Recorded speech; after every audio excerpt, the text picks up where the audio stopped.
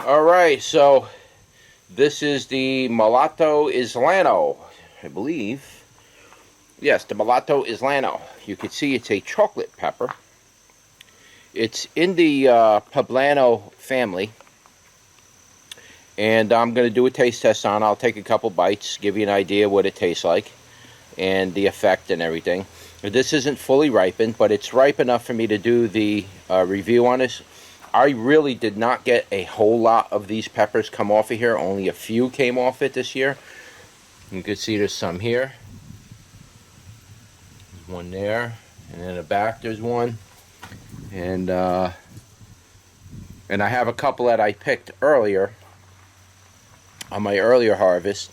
But not many came out of it. I guess if I grow it outdoors, which I'm going to do next year, some of these plants are going to be, now that I know their growing behavior, I'm really going to try to make them produce a little bit more. I'm going to grow them outdoors and things like that. So let's give it a taste. Let's see how it goes.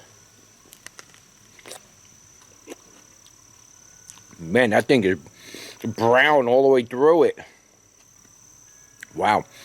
Okay, when I first bit it, the first reaction I got was, I can't say it on camera. Okay, it's brown, use your imagination. It kind of almost gave me the impression that's what it was going to taste like. Not that I know what that tastes like, but I'm just saying, it's just the look of it and this funny earthy tone that came out of it. It was just a little awkward at first, and then the rest of the flavor came through. And very amazing flavor on this. Very amazing. The only way I can describe it is with another fruit, and it tastes to me just like an apple, exactly like a Macintosh apple, with a very slight aftertaste of like the pepper, kind of. No heat on it at all. You could see it's very thin wall. You could also see that the entire pepper is brown all the way through. This isn't like one of those peppers like a Hungarian, the black Hungarian pepper. It's just like a skin that's black, and then the inside's like green and all. This is brown all the way through. I found that a little strange. When you first bite into it, it has like a weird taste to it. I don't know if you could see that in the inside. It's brown all the way through. This is a very nice pepper, actually. But when you first bite into it, it's got a funny, weird taste to it quickly. And then it just subsides. It goes away. You taste the sweetness after it. This is a very delicious tasting pepper, though. That aftertaste draws you right back into the pepper. Right up near the seeds. The heat came in. I'm going to sneeze.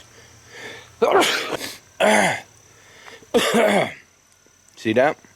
This pepper is a pepper that makes me sneeze. Right up towards the top where the seeds are, it got hot. The whole bottom of it was nice and sweet. Up towards the top, it got hot.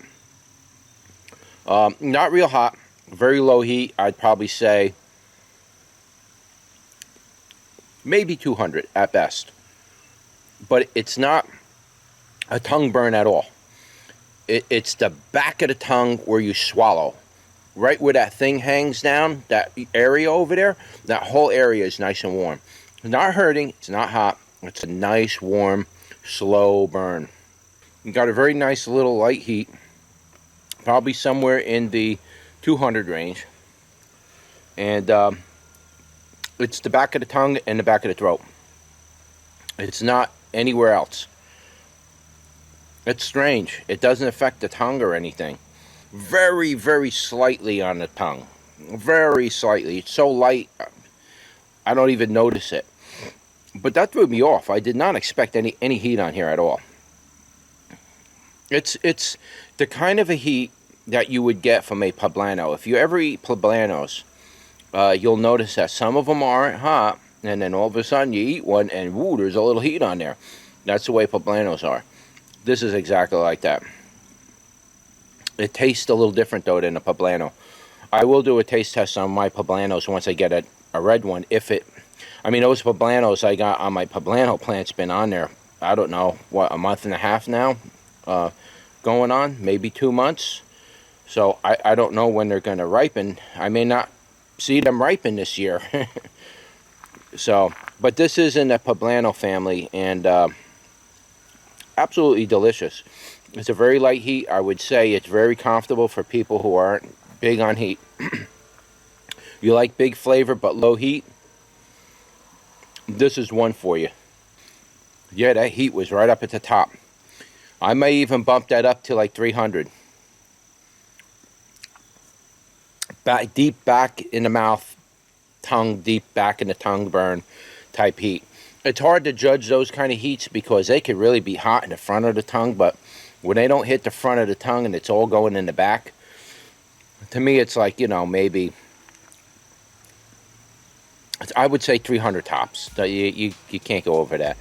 At least with this one, it was 300 tops. So, all right, so that was your Mulato Isleno Pepper Taste Review. You can join me here, you can join me there, and I will see you on the next one.